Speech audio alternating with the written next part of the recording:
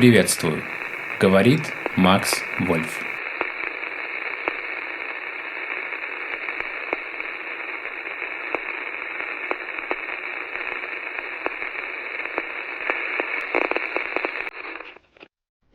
Механизм пропаганды стал больше, продуманнее и эффективнее, чем та организация, которую Геббельс унаследовал от Грегора Штрассера.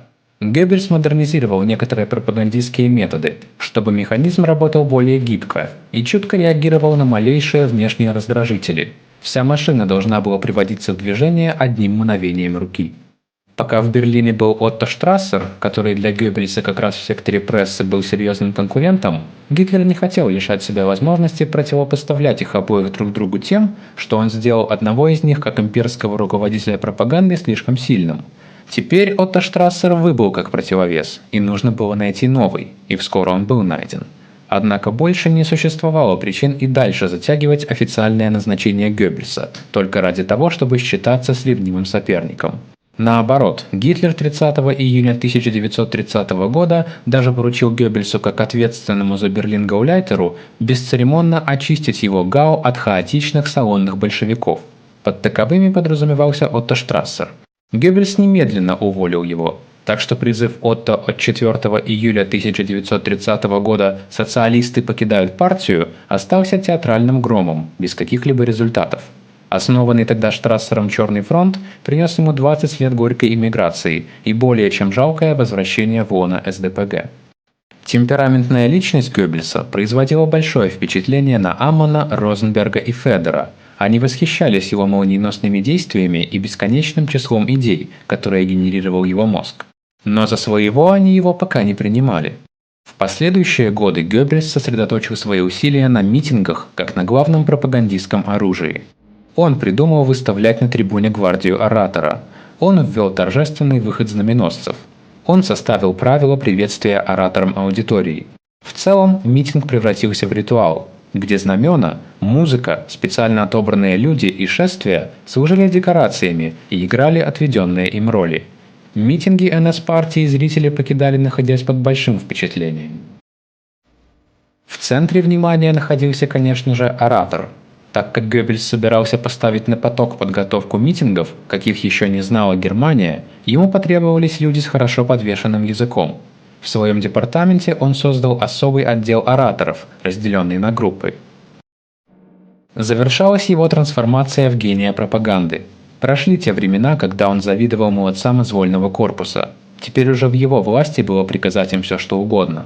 Вот, кстати, как сам Геббельс отзывался о штурмовиках в то время. Как-то раз, то ли в субботу, то ли в воскресенье, во второй половине дня мы зашли на пару часов в больницу, писал он в октябре 1929 года в статье «Герои». Вот лежит человек с пробитой головой. Он вышел из партии, но товарищи и сейчас считают его равным себе.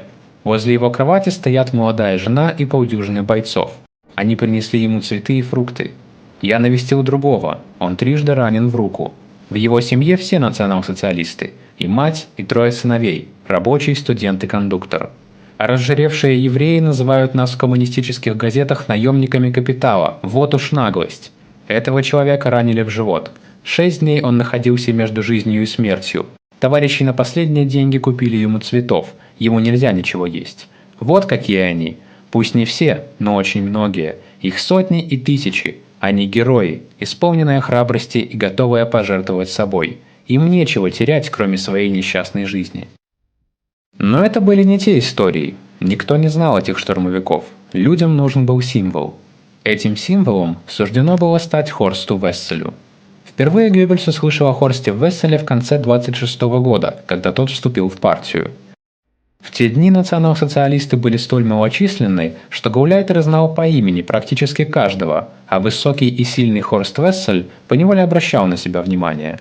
Сын лютеранского пастора, родившийся в 1907 году. Он был слишком молод, чтобы воевать, поэтому компенсировал этот недостаток, вступив в СА.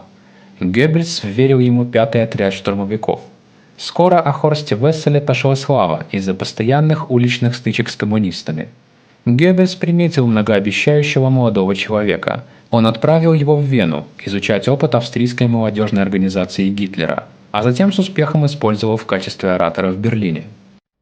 Он в одном только 1929 году, хотя ему в то время было всего лишь 22 года, выступил с 56 речами и тем самым стал в Берлине самым популярным политическим агитатором, которого слушали больше всего, после, разумеется, самого Геббельса. Гауляйтер знал молодого штурмфюрера лично и наблюдал за ним. Он вызывал у Геббельса особенный интерес. Он был не пролетарий и авантюрист, а сын знатной буржуазной семьи, из среды, которая в социальном отношении стояла значительно выше семьи Геббельса. Хорсту Весселю, который 7 декабря 1926 года попросил принять его в НСДАП и СА Берлина, незадолго до того, 9 октября, исполнилось только 19 лет. Весной он после получения аттестата зрелости в Луизенштадтской гимназии поступил в Берлинский университет. Он изучал юриспруденцию и стал активным участником студенческой корпорации «Нормания». Он уже прошел через первые дуэли. Что случилось с Весселем далее, все мы прекрасно знаем. А для тех, кто не знает, на этом канале выйдет документальный фильм. Если вкратце, то на него было совершено покушение членами Коммунистической партии Германии. Пуля попала Весселю в рот, и он в критическом состоянии был доставлен в больницу. Геббельс записал о своих эмоциях, когда до него дошла информация об этом происшествии. «Мертв? Нет, но безнадежен. Вокруг меня рушатся стены. Потолок грозит раздавить. Нет, не может быть».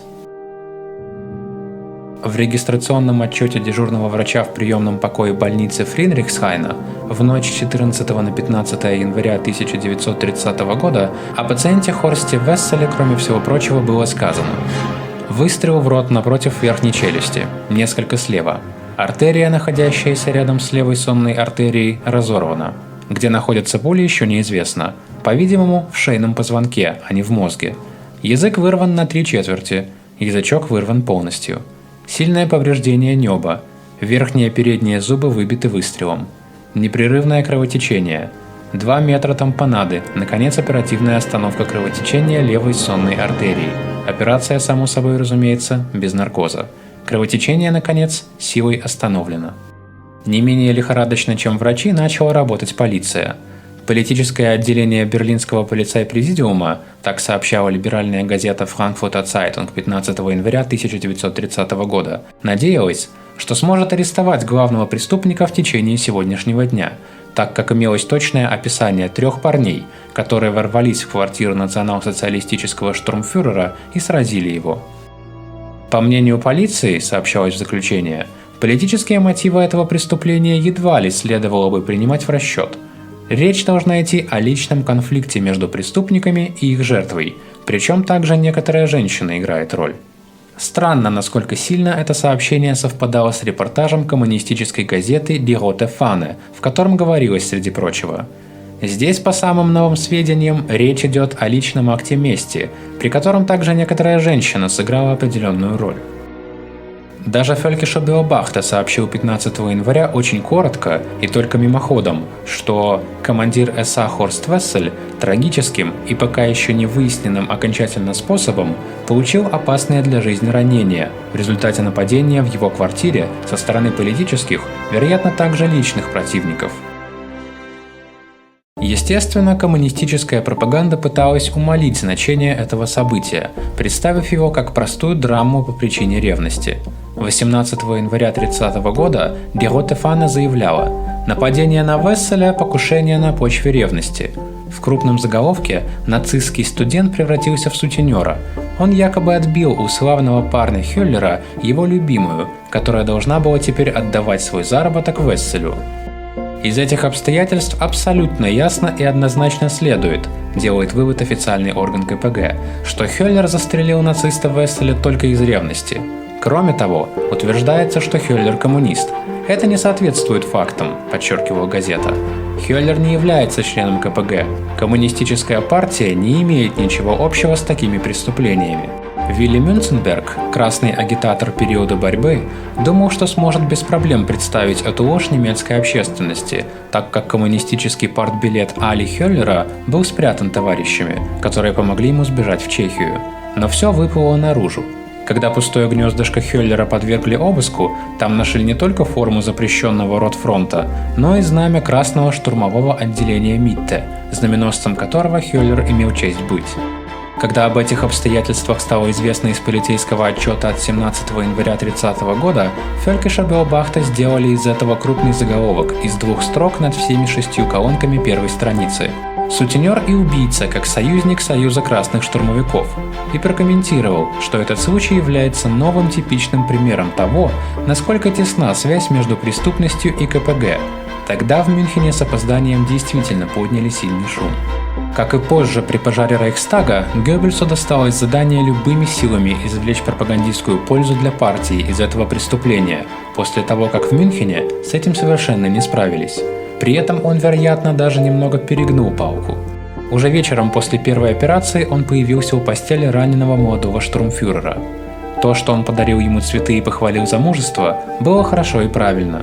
То, что он с ним якобы вел долгие мировоззренческо-политические беседы, которые Ганс Хайнц Эверс частично передал в прямой речи, вряд ли может соответствовать действительности, если верить медицинскому заключению, в котором нет причин сомневаться. Геббельс посетил Весселя еще 2-й раз, когда медицинские бюллетени говорили об определенном улучшении, и этим питали надежду, что он может выжить. Мать, сестра, друзья, приятели и, естественно, также Гауляйтер тоже надеялись. Но затем, когда после оперативного удаления различных осколков пули и костей началось опасное заражение крови, и без того ослабленный организм столь сильно пострадавшего штурмфюрера уже не выдержал. Хорст Вессель умер 23 февраля 1930 года. Гельмут Хайбер пишет в своей книге, что вместе с тем, мол, ситуация изменилась дословно к лучшему. Он, очевидно, подразумевает под этим к лучшему для пропаганды Геббельса, которая после этого могла развернуться в полную силу. Возможность для этого дали похороны. Если бы все пошло так, как этого хотел Геббельс, то они должны были стать многолюдным митингом. Но власти, и даже друживший с отцом Хорста Весселя глава государства, были против. Ограничились следующим: только 7 машин в траурном кортедже, никаких речей, митингов и прочих массовых мероприятий за пределами кладбища. Было собрано достаточно полицейских для охраны порядка. Это оказалось чрезвычайно необходимым. С незапамятных времен не было подобных скандалов во время похорон. Сильная полицейская охрана не смогла помешать толпам, которых использовала и подстрекала КПГ, докучать скорбящим, крича на них и бросая камни. К этому добавились скандирования: «Долой преступника Весселя! Сутенер! Разрубить гроб на куски! Нацист! Сдохни!» На кладбищенской стене было огромными красными буквами написано: «Последняя Хайль Гитлер сутенеру Хорсту Весселю». Незадолго до въезда траурной колонны на плотно оцепленное полицией кладбище, беснующейся красной массе почти удалось прорвать полицейский кордон. Пришлось использовать даже сопровождающие кортедж броневики. Но даже это не обеспечивало достойное проведение церемонии похорон. Разбушевавшаяся масса на другой стороне кладбищенской стены кричала, и один град камней следовал за другим, так что участники похорон все время должны были прятаться за камнями и могильными плитами, пока Геббельс в короткой, но эффективной речи создавал миф о Хорсте Весселе. Он выступил с траурной речью перед тысячной толпой. Потом все хором спели гимн Хорста Весселя. За 5 месяцев до этого Вессель написал 16 стихотворных строк и напечатал их в Анкреф. На похоронах Весселя состоялось первое публичное исполнение песни.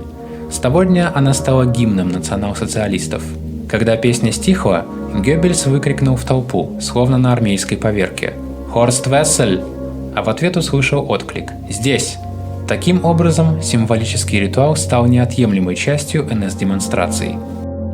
Уже на следующий день после смерти Хорста Весселя берлинский гауляйтер отдал распоряжение, в котором объявлялось о партийном трауре до 12 марта и предлагалось партийцам надеть траурную одежду, избегать общественных развлечений и побуждать своих детей к молитве, чтобы тем самым вся немецкая молодежь наполнилась бы духом самопожертвования Хорста Весселя. В будущем 5-й штурм СА Берлина получит имя Хорст Вессель, а песнь Хорста Весселя станет партийным гимном. Далее в призыве говорилось: «Сегодня коричневые солдаты поют ее повсюду. Через 10 лет школьники, фабричные рабочие и солдаты будут петь ее на широких улицах». Здесь Геббельс ошибся. Прошло вовсе не 10, но даже меньше 3 лет, когда исполнилось то, что он тогда пророчил. «Униженный народ встает и приходит в движение, и из миллионов глоток звучит она, песня немецкой революции, знамена ввысь».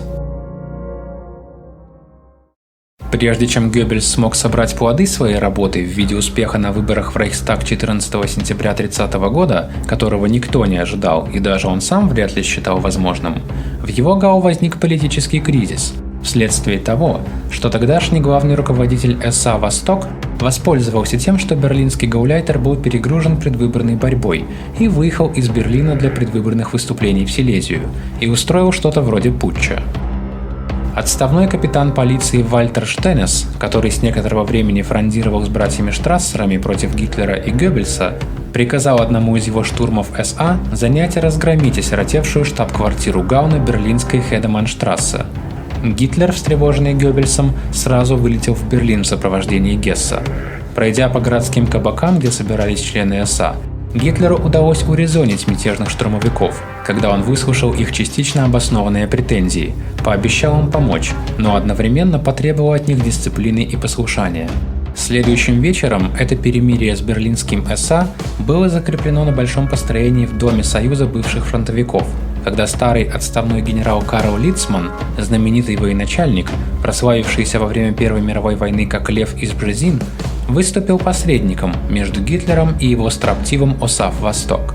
Лицман особенно хорошо подходил для этой роли, так как в нем авторитет успешного полководца сочетался с непоколебимой верностью НСДАП. Гитлер по этому поводу объявил, что он лично взял на себя командование СА, что означало снятие Штенеса, пока еще во всей власти. Он просто не мог позволить себе бунт в Берлине, его самой важной и самой успешной области ввиду предстоящих выборов. Поэтому он готовился к уступкам и к мнимому примирению с мятежным ОСАФ «Восток». Штенес окончательно был уволен только тогда, когда 31 марта 1931 года он опять попытался устроить путч против партийного руководства и снова во время отсутствия берлинского гауляйтера, который на этот раз находился на заседании руководства НСДАП в Ваймаре. Но Штенесу также и на этот раз не повезло, среди прочего из-за того, что его начальник штаба Вальтер Ян с кассой СА сбежал на другую сторону Атлантики, в США. Теперь он получил от Гитлера неизбежный пинок. Гитлер не только снял Штенеса с должности, но также выгнал его из СА и партии, в которые Штенес вступил в 1927 году. В своем тогдашнем призыве к членам партии и членам СА Берлина Гитлер безусловно встал на сторону Геббельса, потому что гауляйтер стоит намного выше сброда, который действует такими методами. Геббельс и Штенес не нашли общего языка, так как они занимали абсолютно противоположные позиции в одном вопросе. Этим вопросом был Гитлер. Его сильное личное излучение, которое привело к столь многим его успехам, не только как народного трибуна, не оспаривалось еще никем. Но были также и такие люди, которые были абсолютно равнодушны к этому, на которых притягательная сила Гитлера просто не действовала. Штауфенберг принадлежал к ним, Штенес тоже. У Геббельса было как раз наоборот. Он был настолько чувствителен по отношению к Гитлеру, что одно слово, часто даже уже один только взгляд Гитлера, вызывал у Геббельса такую реакцию, которую никто бы не ожидал у столь волевого человека. Мы позже еще вернемся к этому феномену более подробно. Это было ошибкой, когда Штенес после своего снятия с должности в своем призыве к национал-социалистам Берлина, которым он со своей стороны снимал Геббельса с его должности гауляйтера, говорил о том, что в Мюнхене за счет миллионных сумм строят коричневый дом, в то время как члены СА не имеют ни гроша, чтобы починить свои порванные сапоги. Такой малозначимой постановка проблемы тогда не была. И уж вовсе речь не шла о том, чтобы Гитлер столкнулся с экономической забастовкой его гвардии боевиков. Членам СА никогда не платили жалования. Наоборот, они, как и все другие члены партии, способствовали своей лептой тому, чтобы касса в Мюнхене наполнялась, даже если некоторым это давалось тяжело. Эти события произошли в разгар новой кампании. Рейхстаг снова был распущен, и перевыборы должны были состояться 14 сентября 1930 года. Геббельс с оптимизмом оценивал шансы своей партии. Его агитаторы наводнили всю Германию, от больших городов до маленьких деревушек. Все национал-социалистические лидеры, включая самого Гитлера, должны были до хрипоты произносить речь за речью. 14 сентября на выборы пошло беспрецедентное для Германии число избирателей. Они часами простаивали в очередях перед избирательными участками. Очевидно, многие из них пришли голосовать впервые в жизни. К вечеру были подведены первые итоги. Разумеется, они не были окончательными и показали некоторое увеличение голосов, отданных за национал-социалистов, что, впрочем, никого не удивило. Ночью потоком поступали результаты дальнейшего подсчета голосов. Внезапно люди, ждавшие у радиоприемников, члены кабинета на Вильгельмштрассе, НС-лидеры, собравшиеся вокруг Геббельса, все вдруг узнали о победе национал-социалистов, похожей на лавину. В 1928 году в Восточной Пруссии они собрали 8 тысяч голосов, теперь 253 тысячи. Во Франкфурте на Одере урожай вырос с 8200 избирателей до 204 тысяч, в Померании с 13500 до 236 тысяч, в Бреслау с 9300 до 259 тысяч, в Тюрингии с 20700 до 243 тысяч, в Кёльне с 10600 до 169 тысяч, в Лейпциге с 14 тысяч до 160 тысяч, в Гамбурге с 17 до 144 тысяч. Но в самом Берлине количество людей, отдавших свой голос за НСДАП, поднялось с 50 тысяч до 550 тысяч. Это было как гром среди ясного неба. Чиновники снова и снова перепроверяли отчеты в поисках возможной ошибки.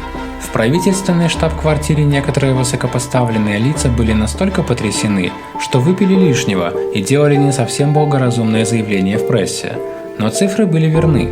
18% всех принявших участие в выборах, то есть 6 миллионов 400 тысяч человек, отдали свои голоса за НСДАП. Гитлеровская партия стала второй по влиятельности в Райхе, и в новом Рейхстаге теперь ее должны были представлять 107 депутатов. Это был невиданный успех. Вряд ли во всем мире найдется политическая партия, которая сумела бы за 2 года увеличить свое представительство в 10 раз. На следующее утро репортеры всех газет ринулись в берлинскую штаб-квартиру НСДАП.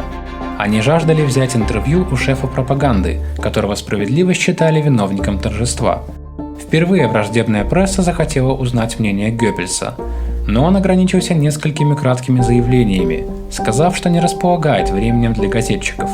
«Сражение едва началось», — сухо произнес он. «Вероятно, оно еще и не начиналось. Я только что отдал указание готовиться к грядущим событиям». И он удалился, чтобы продиктовать статью под названием «107». Внешняя сторона жизни Геббельса изменилась после успеха. Он перенес штаб Гауляйтера в лучшее помещение на Хедеманштрассе 10. «Из дыры в погребе мы поднялись на первый этаж», – писал Геббельс. Для него этот первый переезд партийного бюро был рискованным скачком, но он сделал его. Он теперь в какой-то мере управлял ГАУ с более высокого уровня. Из прокуренного кабачка для споров появился твердый, единообразно организованный политический центр. Всем, кто приходил к нему, он охотно объяснял, что во время войны в этом офисе располагался Вальтер Ратенау. Да-да, тот самый Вальтер Ратенау, чьи книги он некогда с восхищением штудировал и чьих убийц он потом возводил в герои. Бывшая штаб-квартира Ратенау была своего рода историческим местом, и Геббельс видел иронию судьбы в том, что именно он теперь туда переехал. Результаты успеха партии были налицо. Продажа Mein Kampf шла в гору, известные американские и английские корреспонденты брали интервью у Гитлера.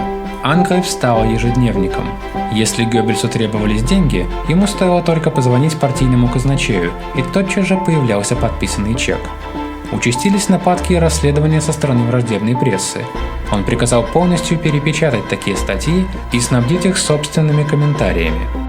Личная жизнь Геббельса. Он живет в роскошных апартаментах в Шарлоттенбурге. Апартаменты вовсе не роскошные и вовсе не в Шарлоттенбурге, а в Штеглице. Он все еще холост. Единственное верное замечание во всей статье. Но уже ходят упорные слухи, что он станет зятем товарища по партии господина Кунце. Прелестно. У Кунце нет дочерей. Отношение к прекрасному полу великого маленького доктора в основном платоническое. Правильно. Городской шум не тревожит его в его фешенебельных покоях из 6 комнат. Они не фешенебельные, а комнат, увы, всего 2. В 1931 году разразился небывалый экономический кризис. Человечество трепетало. Геббельс же был преисполнен оптимизма. Он чуял, что появился шанс. Летом он заявил, что удвоит число членов партии, и сдержал обещание. Теперь НСДАП насчитывало 1 миллион человек, и заявления о приеме шли ежечасно. Чем хуже становилось при Веймарской республике, тем легче было убедить людей голосовать за Гитлера. Чем мрачнее прогнозы, тем с большей яростью будут искать выход массы. Со дня на день положение ухудшалось. Голодными людьми овладевало отчаяние. Именно в те мрачные дни Геббельс женился. Магда. Высокая, стройная и очень яркая. Ее отец, Герр Ричель, отличался большой ученостью и был знатоком буддизма и восточных языков. Он отдал дочь в один из монастырей в Бельгии, где она научилась бойко говорить по-французски и по-английски. Мать Магды, всегда привлекательная женщина, происходила из семьи среднего достатка. Ей принадлежал небольшой парфюмерный магазинчик, который достался ей от Фридландера, ее второго мужа, и которым она сама управляла. Как-то раз, в 1917 году, во время короткого отдыха мать и дочь познакомились с Гюнтером Квантом. Тот был процветающим промышленником и прекрасно выглядел для своих 40 с лишним лет. Он пригласил их покататься в его автомобиле. В итоге он потерял голову от 18-летней Магды и сделал ей предложение. Значительная разница в возрасте между ними породила в матери некоторые сомнения, но Магда согласилась. Когда они поженились, ей было 19 лет. Она переехала в виллу из 22 комнат в Бабельсберге, фешенебельном пригороде Берлина. Кванты жили на широкую ногу и принимали у себя только сливки общества. После войны они не раз путешествовали в Соединенные Штаты, Французскую ривьеру и Париж. Под влиянием мужа она заинтересовалась политикой. Он придерживался реакционных взглядов и был ярым антисемитом. От первого брака у Кванта было 2 сыновей – Герберт и Гельмут. Магда полюбила их. Сама она родила сына Харальда 1 ноября 1921 года. Как бы там ни было, Магда не нашла счастья в браке. Ее мать оказалась пророчицей. Сказалась разница в возрасте. Однажды Квант застал супругу с молодым студентом в недвусмысленной обстановке.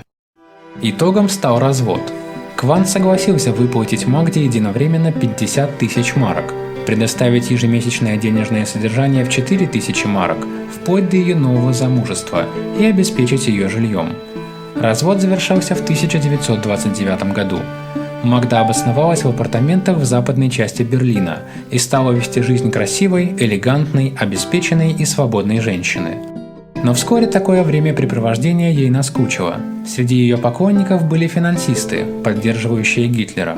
НС-партия вошла в моду. Берлинские аристократы из числа реакционеров находили, что национал-социалисты примечательные и несгибаемые люди. Взять хотя бы, к примеру, доктора Геббельса. У него необыкновенный характер. Кто-то из приятелей предложил Магде ради развлечения поработать на НСДАП. Она отнеслась к предложению не слишком серьезно, но несколько часов в неделю, почему бы и нет. Мысль показалась ей забавной, и она отправилась в их штаб-квартиру, где ее приняли очень приветливо. В тот же день она увидела Геббельса. Он пробудил в ней интерес. Никого даже отдаленно похожего на него она не встречала. Ей захотелось узнать о нем побольше. Магда пошла в Шпортпаласт послушать его, и он ее заворожил. Он выглядел потрясающе энергичным, храбрым, стойким и в то же время полным тонкой иронией. Он привлекал ее намного больше, чем богатые дельцы и скучающие аристократы, которые обычно бывали у Кванта. Теперь перед ней был еще молодой и по-юношески очаровательный мужчина с колоссальным интеллектом. Демонический, словно искрящийся образ Геббельса захватил ее воображение.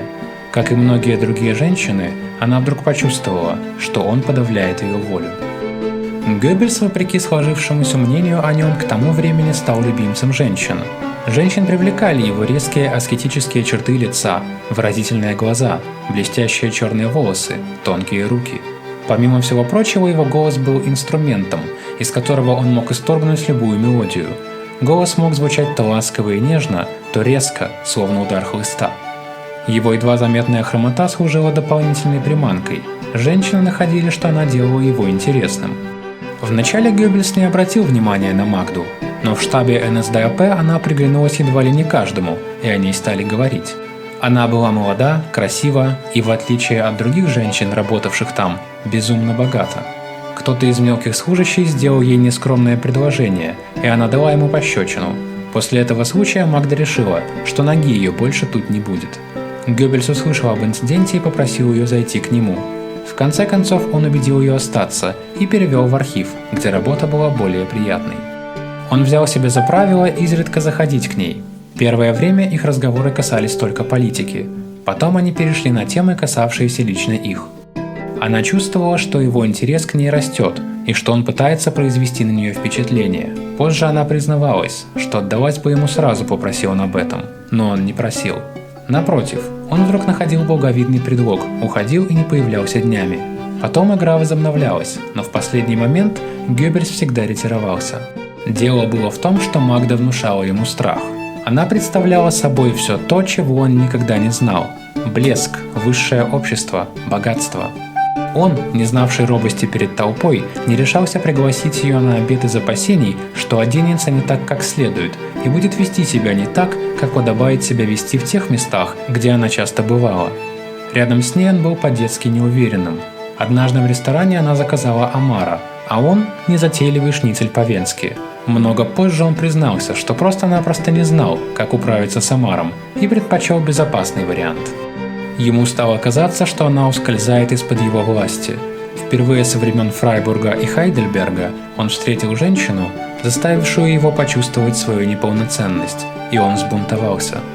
Он постоянно ждал от нее подвоха, и чтобы избавиться от неуверенности, стал обходиться с Магдой резко и даже оскорбительно.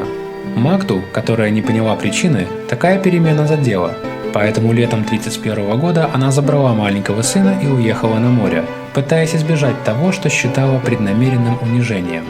Через 10 дней к ним присоединился Геббельс. Он хотел объяснить свое странное поведение, уговаривал ее понять, что он слишком занят политикой и что у него почти нет времени на личную жизнь, а закончил признанием, что не может без нее жить.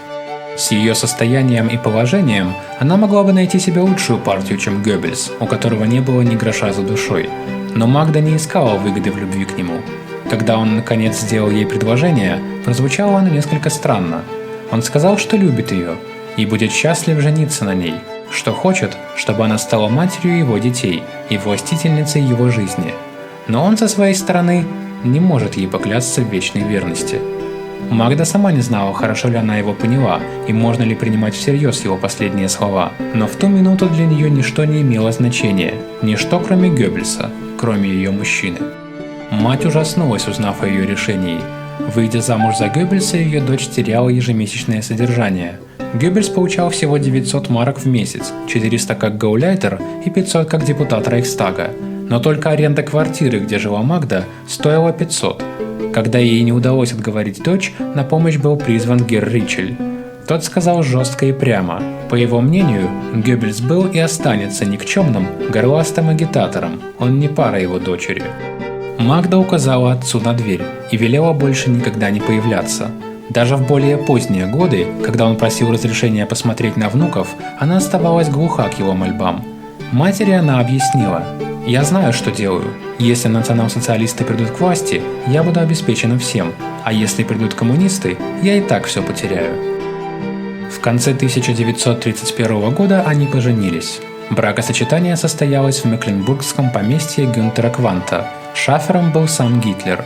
Последнего с Магдой Геббельс связывали особые отношения. По воспоминаниям Отто Вагнера, их знакомство произошло следующим образом. В тот день Магда сидела в холле отеля в сопровождении подруги и своего 9-летнего сына Харальда. Харальд был в сшитым ею синей фантастической форме, с повязкой со свастикой, и запыхавшись рассказывал о том, что с ним только что произошло.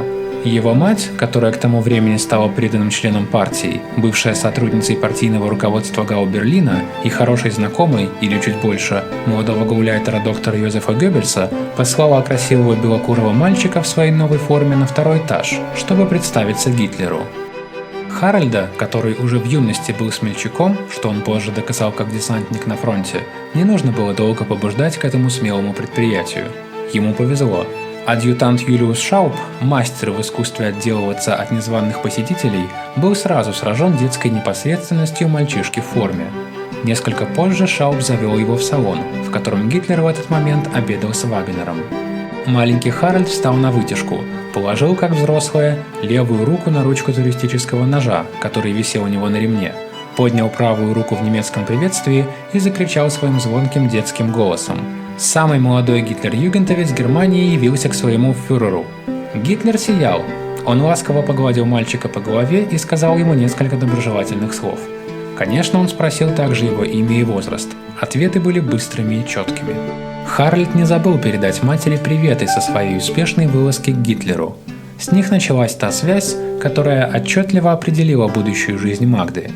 Пока Харальд внизу в холле рассказывал гордой матери, с которой Гитлер до сих пор еще не был знаком лично, обо всех подробностях своего приключения, Гитлер в свою очередь расспрашивал Геббельса и Геринга, которые посетили его по очереди, об этой госпоже Квант, которая начала его живо интересовать.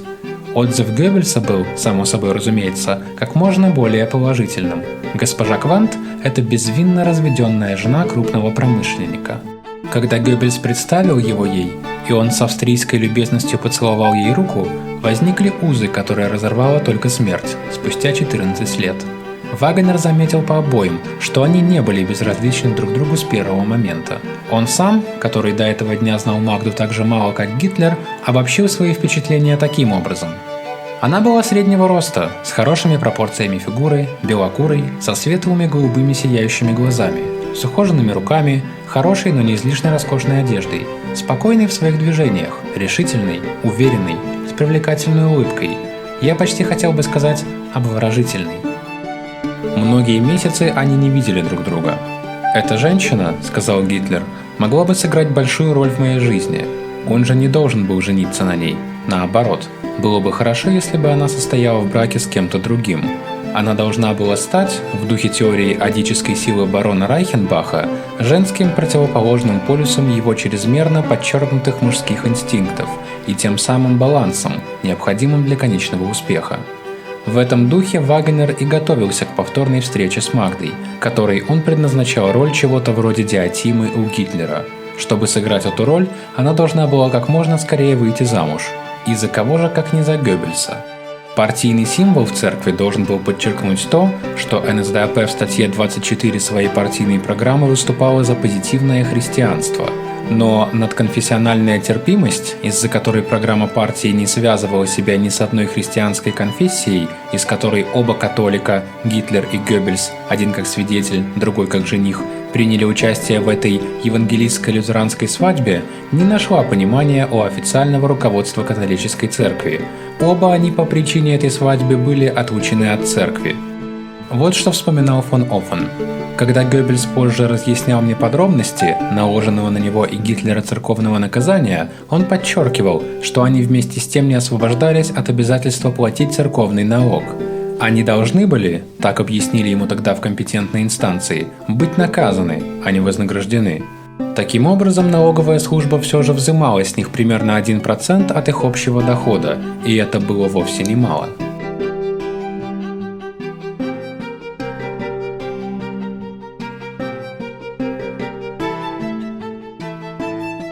Thank you.